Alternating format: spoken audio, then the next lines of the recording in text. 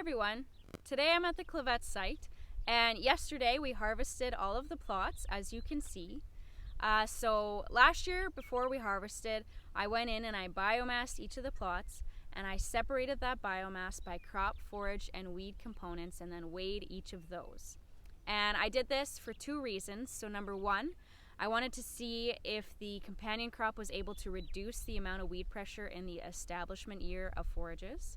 And number two, I wanted to see whether or not the companion crop was suppressing forage growth.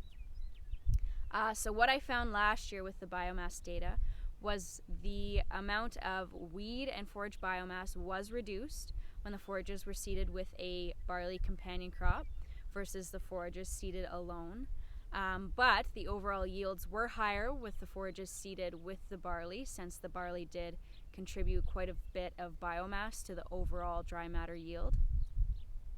So this means essentially that in the establishment year of forages, the barley companion crop was successful in increasing overall yields and reducing the amount of weed pressure while the forages were establishing.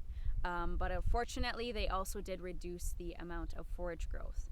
So this year I did the same thing. I went in and I biomassed each of the plots prior to harvest, and I am going to separate that by forage and weeds and weigh each of those components.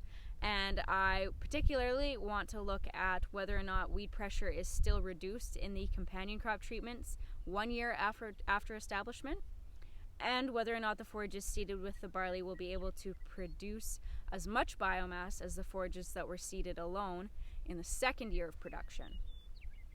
So in doing this, I can hopefully more accurately determine whether or not seeding forages with a companion crop is a beneficial practice for establishing forages in saline soils.